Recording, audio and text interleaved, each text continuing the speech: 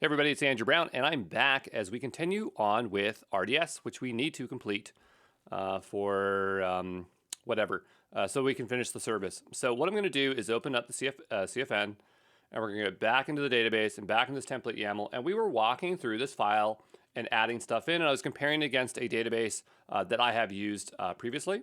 So we'll open up the control key here, and we'll go on down below here. And we do have a lot of options. And so this was the last one, DB instance class, that we were working on. So this was down here. And we'll keep going down there. So we have the DB instance identifier. This is the name for the database instance. Definitely something that we do want to name as far as I remember. Let's go take a look at what I set for that in this one here. Do we set it? It looks like we don't. It's kind of frustrating because if you don't set it, then it's going to have a randomized name, and then we can't tell what it is. But I guess we could always tag it. So that's something that we could do. But I'm pretty sure the reason I don't do that is because when you tear it down and tear it back up, then you run into naming conflicts, and that's really annoying. But having the identifier does make it a lot easier to read. And I really don't like it when I see like garbly goop when I read it. So you know what? Even though I don't set it here, I think that I want to do that. It converts it. If you specify a name, AWS CloudFormation converts it to lowercase. If you don't specify a name, AWS CloudFormation generates a unique physical ID that uses the ID for the database instance. We're not going to be spinning up and tearing down databases often, so I think that it's worth to set it based on my experience. And so I'm going to go ahead and do that right now. Okay, so we have our DB instance identifier here, and I'm going to go up here, and we're going to place it in here. And then if, let's say we do need to change the name, we can go ahead and do that. So I'll go here and say type string. I'll just say default. And this one is going to be Crutter instance. Okay. And hopefully it doesn't mind that hyphen. It might not like it, but we'll find out as we work through this. Okay. But yeah, just based on my experience, I can't stand having a name I can't read. So for that, I'll do that. This is the DB name. So this was going to be, we'll reference that as well. But this is going to be called Crutter to keep it nice and simple.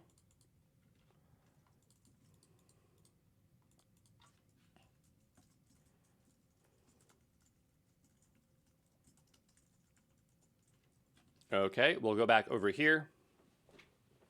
The engine type is something we'll definitely want to set, but we'll keep scrolling down here and take a look. There are some restrictions in terms of the naming, but yeah, begin with a letter, must contain 1 to 63 characters, can't be a reserved word, so we'll be okay there. I don't think Crutter is a reserved word in Postgres, so I think we're okay. What do we have? We have DB parameter group name, the name of the AWS DB parameter group or reference to it. We're not fiddling with parameter groups, so we'll leave that alone. Parameter groups is a way of configuring Postgres or their database based on its configurations at the open source layer. The DB security groups is probably something we will need to set. Well, this says DB security groups and there's VPC security groups. So DB might be for the old way and then VPC might be the new way. A list of security groups is assigned to the DB instance that can include, if you set DB instance, you must not set VPC instance groups, vice versa. It's not talking about why not DB security groups, but I'm almost certain that this is the old way of doing it. Because at one point, EC2 instances weren't in a VPC. I think, or maybe these DynamoDBs weren't, but or DynamoDBs RDS instances weren't. All I know is we should use VPC. That's what I remember. DB snapshot identifier. Do we use that? We'll go back over here. No, we don't use it here, but in this one we might. Let's just go take a look here. We do. Okay, so, you know, it really kind of depends. Like, if we want to restore from a snapshot, then we'll want to have this template. But if we're spinning up from this one, you know, we're not going to have that there. So we'll have to decide that. We could snapshot our current database and then do that, but I think we'll probably end up reseeding the database.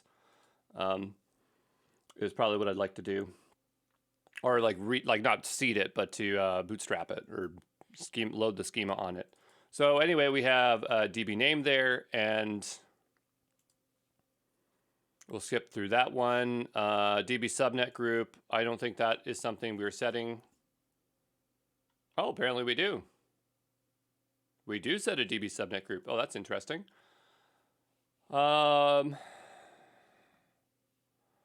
So a subnet group is like a grouping of security groups. I never knew what this was, but I just know that you're supposed to have it. But I can't remember why. Maybe in one of my courses I actually know and I explain why, but I think that's something that we will have to go set. So we'll do this and we'll just say reference, unless it wants to get ATT on that. Yeah, and we'll have DB subnet group. So we are going to need a DB subnet group here. And by the way, we didn't even specify the database here, so I could just be like database. Okay. This will be paste. We'll put this in DB subnet group because we will need that. Let's go take a look at what that is. So that's this here. I know you have to type it out. I get to copy paste it. I'm going to go ahead and just search for that.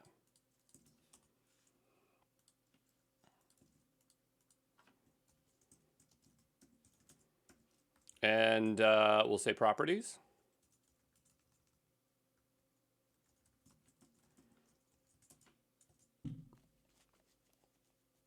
And we'll just click through to this. We'll come back to that. There's not a lot to do there, but we'll go back over to here. We'll go take a look at properties. And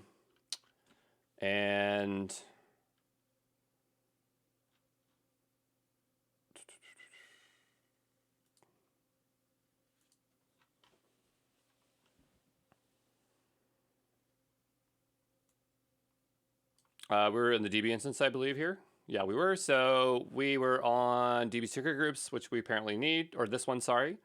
Delete automated backups. That indicates whether to remove automated backups. Do we want to do that? Apparently not. Apparently we don't set that, so we can ignore it. I mean, if they're automated, they usually don't cost any money. It's the ones that you take snapshots that do, so I probably wouldn't clean them up unless there was like a data reason, like a data policy. Deletion protection, do we do that? Because we already do the snapshot, so we don't necessarily need to set that. And apparently it looks like what I do is I set a parameter to choose. So let's go ahead and do that for fun. So we'll bring that in here. It also allows us to use another functionality of this option up here. So notice here you have allowed values and you set the default to true. So that's a kind of a fun way to have a Boolean. So I'll bring that in as well.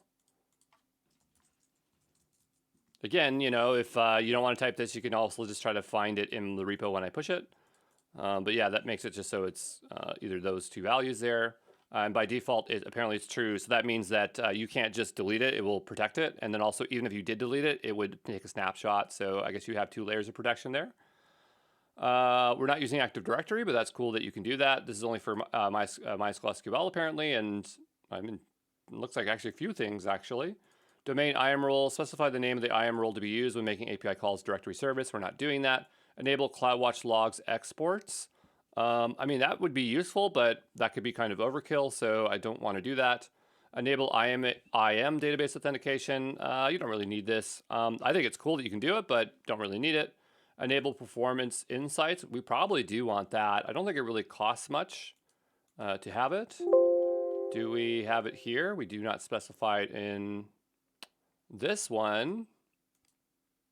Because that's like, they have a free tier for this, I believe. For performance insights. But even when we looked at it, we never saw anything interesting. But I'm going to turn it on because I don't think it really costs anything. I'm not too worried about it. We'll say true.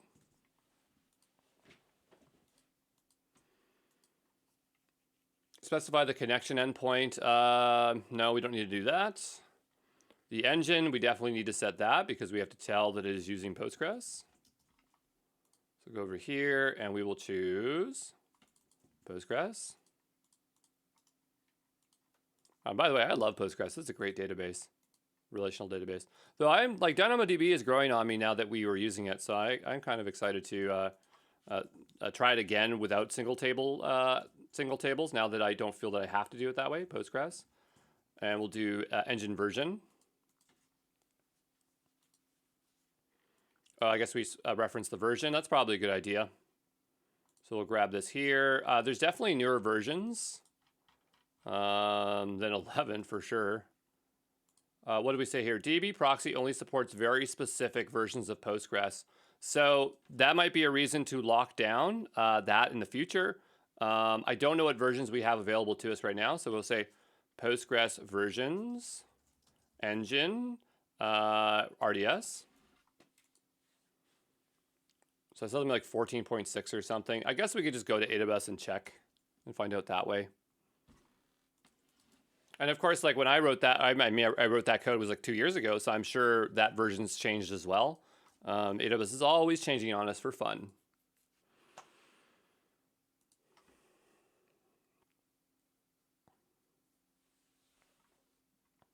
We'll go over here to our database. We'll just create a new one, even though we don't need to. And I want to go to Postgres down below here, not the Aurora one. And we'll go look at engine version. And the latest is 15.2. So let's do 15.2. It sounds great to me. So go here and change this to 15.2. And so then we'll need to reference that version down below. So say ref like that. And we'll go here. We'll look at what's next. IOPS. I don't want to touch this. I'll just leave it as the default. KSMI key. I just want it to use whatever the default KMSI key is. License model. I've never ever had to set this before. I'm not sure why. So there's some reason why you'd want to do this, but I don't understand this part, so I'm going to leave it alone. Manage master user password, a value that indicates whether to manage the master user password with AWS Secrets Manager. Because we're trying to save money, we didn't do it in Secrets Manager, so we're just going to set it this way. But I personally would use in production I'd pay that $1 to use it, the Secrets Manager. And not that I'm doing it there, but I definitely would for any future thing that I do. So you just notice for Postgres there are constraints. So I'm just going to bring this over here so I don't have to figure this out later. We'll paste that in here.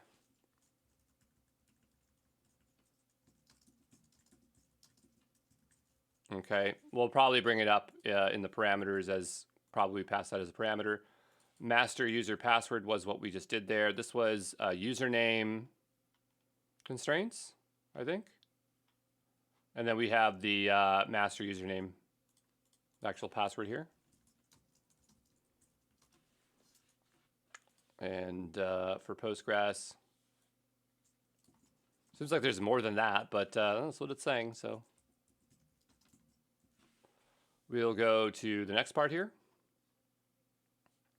Contains the secret managed by RDS. We're not using that. Allocated storage. I don't know if we want to set that. Do we set it in the other one? Let's go take a look at that repo there.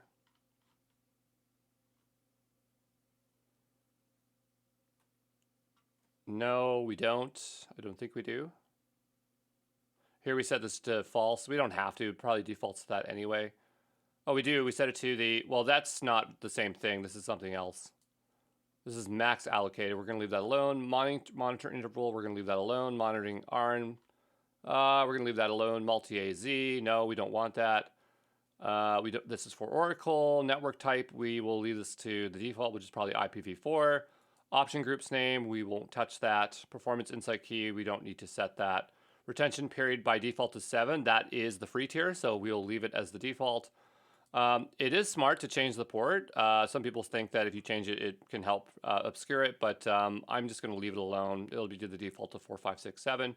We do want this to be publicly accessible because, I mean, you might not. I mean, in practice, you don't, but for now, for cost-effective and for agility, we will keep it publicly accessible, and we're going to deploy it in a public subnet anyway.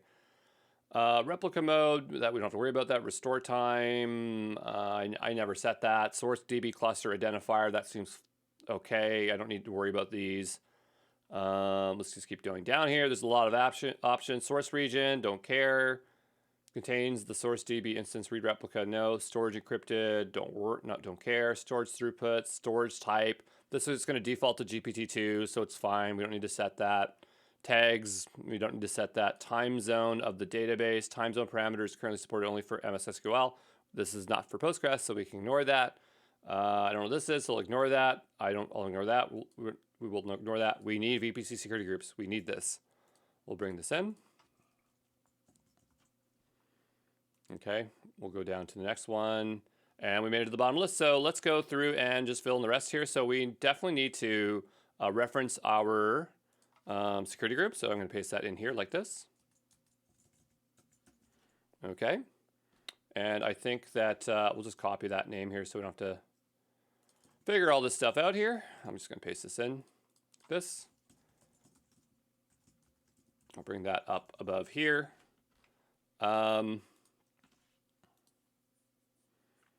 What else?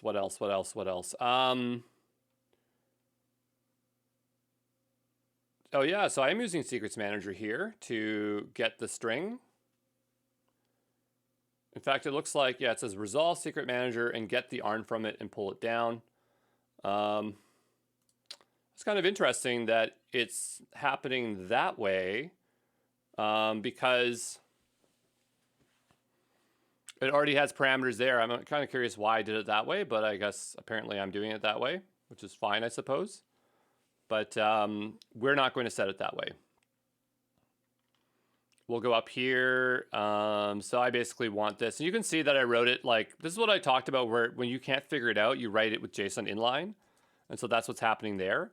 But we can kind of rework that to be more readable. Because I think at the time, like I've gotten a lot better at CloudFormation. So I'm pretty sure I can translate that to be normal.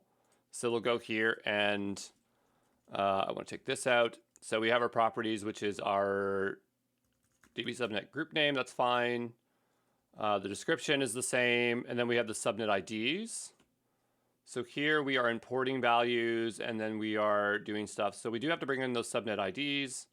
So this is FN split.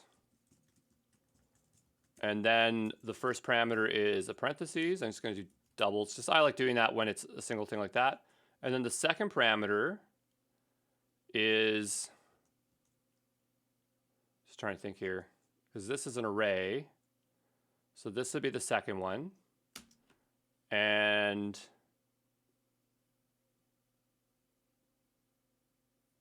that's where we do the function import. So we do FN import value. And then from here we would indent, we do function sub. Noticing I'm not even trying to do like, well, I can do the short form there. It probably would work here. Sub here, and then we have the stack. This is probably the net, like, was it Cruder net stack? Network stack. I don't know what we called it yet, but we'll bring it in here in a second. And this one's going to be subnet list. It's not obviously this, but we will change it here in a second. Okay. Why is this complaining? Implicit map needs a key to follow the map values. I'm not sure what the problem is here, but I'm just going to go ahead and do this. It's probably the indentation level. There we go. That's better.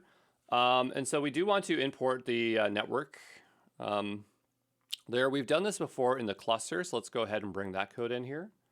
So we go down below, that's called the networking stack. We're just going to bring that in as a value and go up here and paste this in. Okay, and so we'll go down below here and then we'll reference that here as networking stack. We do export out the subnet IDs, which are, hopefully the IDs and not the names. It says IDs, so somewhere here, oh, it's in the networking one. If we go over to our networking template here, and we go down all the way down below,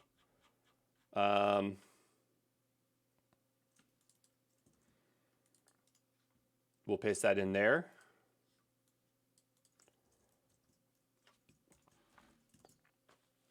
And we'll put that there. So, I mean, that should bring in those. We also have to set them somewhere in here, don't we? Unless this is the thing that actually sets it up. Because we didn't set availability zones. Yeah, maybe this is what actually sets it to the subnets. DB subnet group. Okay, so this is, yeah, so this is probably, this is how it knows. Like it's a collection of subnets which it can be deployed into. So that makes sense now. We'll go back over to here, and we'll take a look at the security group. Now we've set security groups before, so we can go ahead and grab one that we set maybe in, not the cluster, but we definitely made one in the service. So if we go here, we did one in the cluster as well, actually. So here we have a security group. I'm just going to copy this one. Copy it, and I'm going to paste it here. And I'm going to take out the top here. And I'm just going to close this. So let's take a look at how I was doing this over here. So we have a security group, ingress rule, RDS port here. Okay, so this one is going to be 5432. And you can make them a variable if you want, like a parameter. You probably should, but I just don't care right now. Here we're importing, this wouldn't be the ALB. What we'd want here is the service stack. So this is the challenge here, is that when we launch our service, it's supposed to have access to this. And so we're supposed to add it here. But the problem is that we've yet to create our service, but we're setting this up right now. So we need to have already in place the service security group. And so the place that we could do that is probably at the cluster level, is that we could set it there. Even though like it's part of the service, we're going to put all of our services in there. And so right now, the only place that I can think of putting that security group is over here. So in here we have like the ALBSG. And so what I'm going to do here is just copy this. And I'm going to go down here and paste this. And this is going to be the service SG. We have to create this service, this SG, before the service so we can pass it to the database SG. Okay, it's just kind of the race case that we're running into here. So this one's going to just be serve SG. Security group for Fargate services for CRUDR. Okay. This has to already allow access to this other one here. So here we have the ALBSG. So what we can do, the ingress rules, is actually just copy this one over here. The one over here, because we're not going to set it this way. We are going to reference the other one here. So we'll say get ATT, and this one is going to be this security group here, the load balancer. And we'll just say group ID. And we'll take these out here. And this is going to be on, what is it, port 80?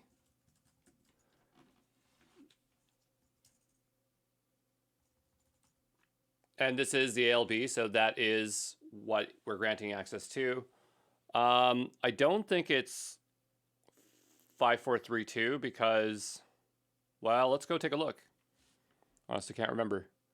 We'll go over to our service here. And yeah, we do port 80 here. So we'll just have to take this one out because we're not going to use it here. This is going to get imported. So that one is totally dead to us. But now that means that we need to export out this service SG. So we'll go down below here. We'll just say, hopefully that's not too long of a name. And I already forgot what this one was called. So we'll go up here. I think it's just service SG. This one here is just, yeah, service.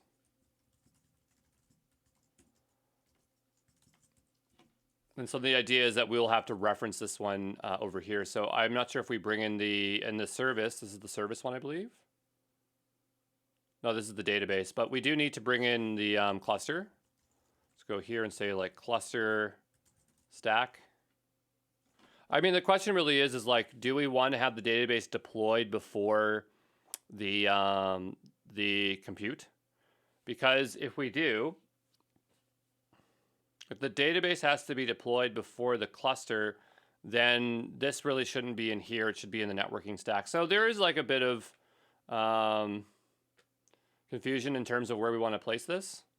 But then the other problem is that in order for the networking stack to work, we'd already have to have the ALB set up. So maybe it does have to be in the cluster here. But now I'm just saying it's kind of frustrating that this is here, because now in order for us to do this, we have to deploy our service first, but we have to also deploy the database, and we need a database connection in order for our application to work. So we have this really weird issue here. Well, actually, no, the cluster can be deployed and then the service, sorry. So yeah, never mind. I was thinking that when we deploy the cluster that the service would be running, but it wouldn't be. It would be running when we actually deploy the service. So this is actually totally fine. But again, I don't really like the tight coupling here, but I don't have any other choices. You know, this is...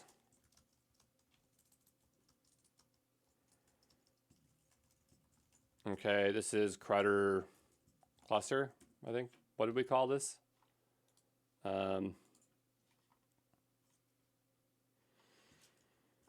Bin, I don't remember what it's called. It's probably down in our TOML for our cluster here. What is it called? CRUD cluster. Let's put that there. And so this is here, and we need to so our database, and so our database needs to reference this here. Oh, it does already. Okay, great. So yeah, that will bring that one in there. So that is great. But for our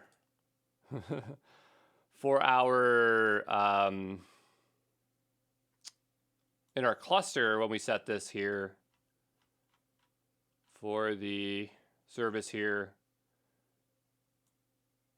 it's from the ALB. Oh yeah, that's right. Okay, no problem. No problem then. Oh, but this one is referencing the ALB load balancer, and really we wanted to reference the service security group. That's the difference here. Okay, and hopefully this is not getting too long, this name. But yeah, that's what we wanted to do. And then yeah, we do bring in the VPC IDs there. So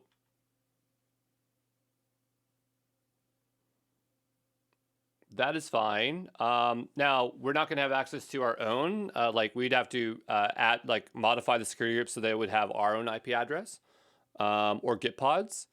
We are supposed to have like a default one in place and to know what the key is, but we'll worry about that when we need to establish a connection to it. So I think that is fine. I'm just going to make sure that this is referenced correctly down below. And it is. So we do need to have reference master username here. And we need to reference the password. So we will go ahead and split this.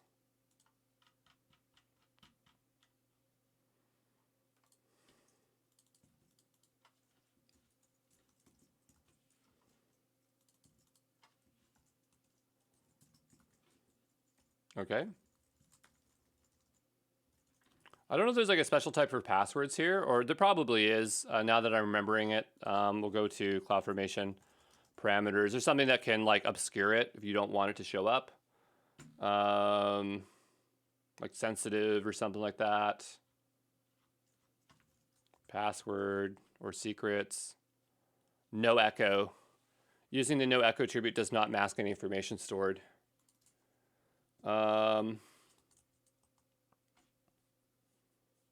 Okay, so we can do that. So it's no echo true is the best we're going to get. So we'll go up to here. This will be no echo. True. And we're going to have to set those values.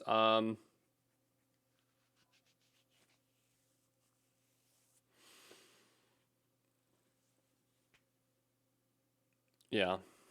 Okay, so we'll go over to our database here, and we'll just do config.toml. And we'll bring this in here. I don't think I coded this to take environment variables. I really should have. We could probably extend it to do that, but I don't feel like doing that. Here we're going to do, this is going to be Crutter DB, because it's the database. We don't need an ARN. That would be the networking stack. We do need the cluster stack. Whoops. This is probably like cluster stack. We don't really need to set those because they're going to get overridden, but I like to just pass some data along, so this will be here as such. We do need to set this username. That's not like super sensitive. The password's obviously super sensitive. So we'll put that there. It'd be nice to pass it to connection string, but it's not going to work that way. So I'm not sure, what did we actually make it? I don't remember. I'm going to print out mine, I suppose. So I'll just do cat or env grep db connection, maybe. So the connection URL there is password localhost, but what did we make it for the actual database? So that's in our herb directory here. And we'll go to the backend. And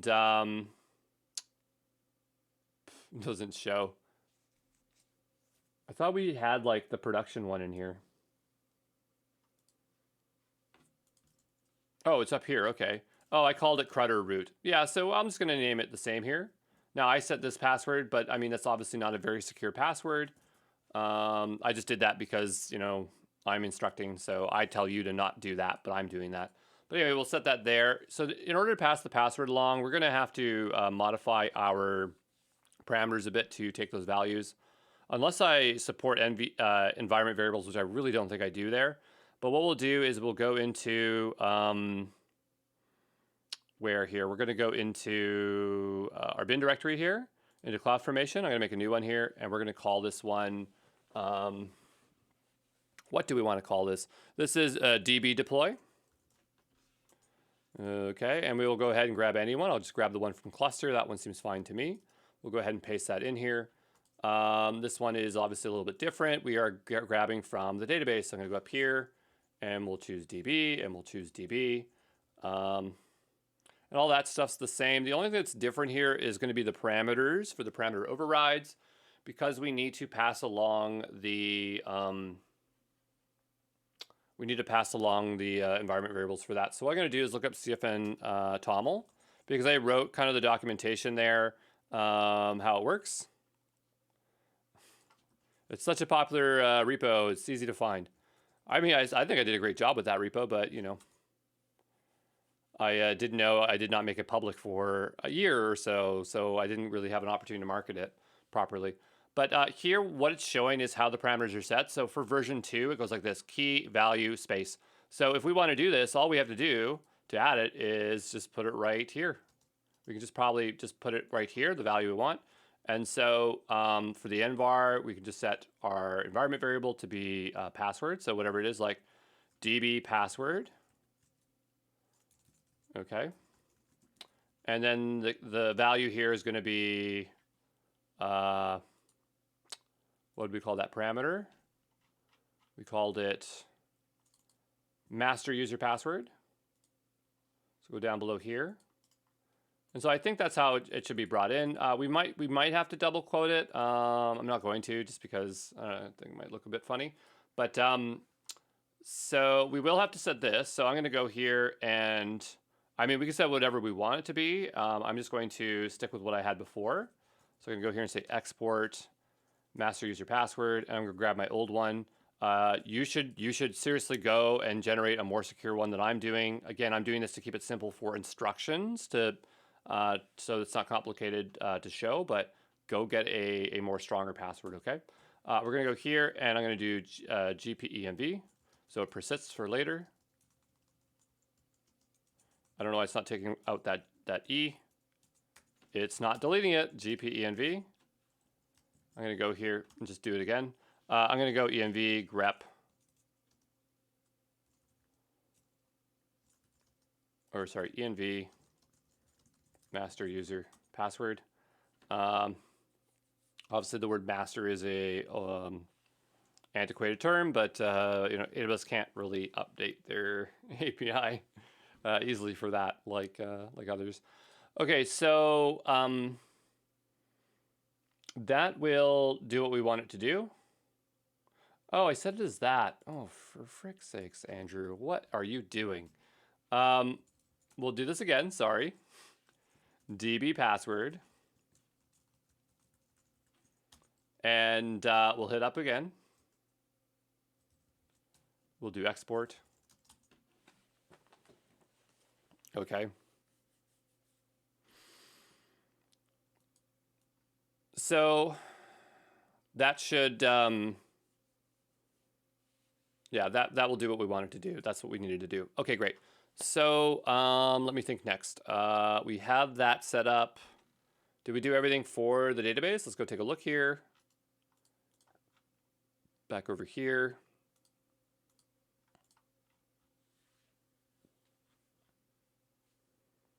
Yeah, it looks like it's correct. We didn't do the output here for the database. We did change the cluster one, so we do have to go and redeploy that, I suppose. So I'm just going to type in clear here, and I'm going to... Oh yeah, did we ever fix those subnets? Because we brought in the subnets here. Did we update that? Where's our subnets?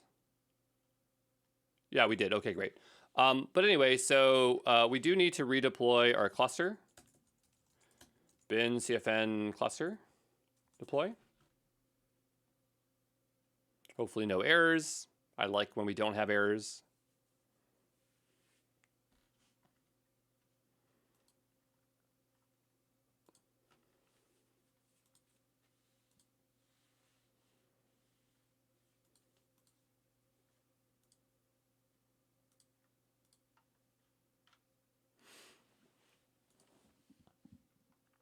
I guess we got to go in here and just allow it to update. So we're going to just change that. It's just adding a security group. So hopefully that isn't too much trouble.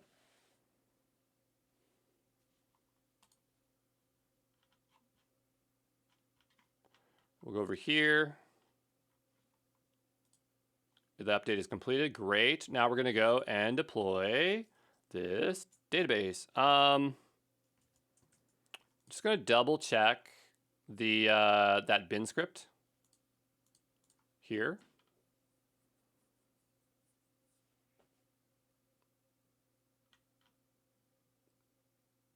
Oh, this looks fine. Okay, great. So we'll just go here and do CFN db deploy.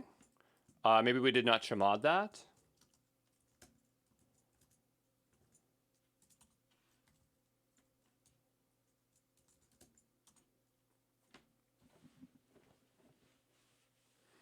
Oh yeah, so this is where maybe that's why I did it in line that way, but it says function split does not support function import value.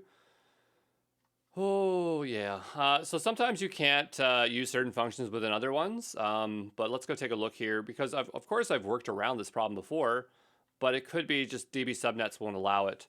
Well then how do you... FN split does not support the function import value.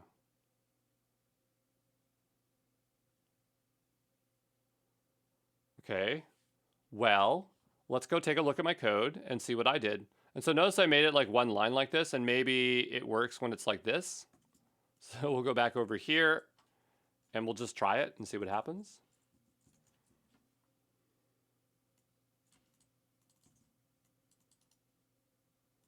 Paste it in like this. Paste that in like that. And we'll see if it takes it like that.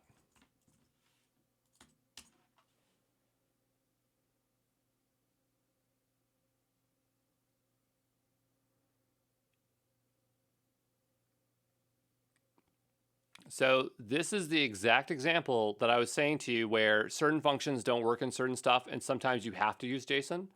That was the example, okay? So it lied, you clearly can do it, but you can't do it when you're doing it in that YAML format. And I remember trying every which way, and so this was the only way to get it to work. And so that's one of those examples of CloudFormation jankiness. But we'll go back over here and we will go and see if our new one's here. We'll look at the change sets here. And so we have a bunch of stuff. Now, it would be nice if we could just load a snapshot. We technically could do that. But I guess we should just reseed our data. Because it's not like we'd be doing this very often. But I mean, imagine you had to deploy in another region. You'd want to have a snapshot and you'd make a derivative of that. So this can take a little bit of time. So I'm going to come back here, and if there's an error, of course, I will refresh and show you if there is one, if there's not. But it just takes some time for this to create, at least 15 minutes. I'll see you back in a bit. All right, so it looks like our database has created successfully. One thing I want to check out is to make sure that it is deployed in our corrective VPC or using the subnets that we expected to be using, because that was the big issue we were having. Our old database still does exist.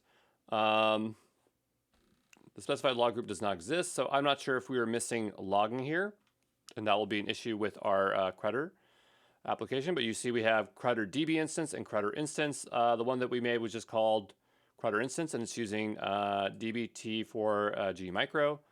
And you know, if there is an issue with logging, that might be something we'll need to do. But the connection string is going to be quite similar, but it is a little bit different. So what we can do is go and update parameter store, because that is what is grabbing those values. So I'm going to go to parameter store. It's in systems manager, so we can make our way over that way.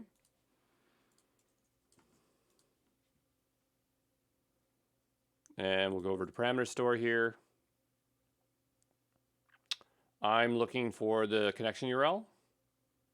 So it's right here. And I want to edit that. I want to see its value. So it's here. And all I got to do is swap out this part, because that is all that has changed. Cool, looks like it's just the name here. So that looked like it was pretty easy to change there. I'll go ahead and save that. And so now that is the new parameter that we're using. And so I'm hoping that we don't have timeouts now, but also the fact that when we use our launcher service, we'll have less problems. So I suppose I can stop the video here now, because we technically accomplished the RDS part and we're going back to the service. So that's what I'm going to do. Okay, so I'll see you back here in a bit. All right, ciao.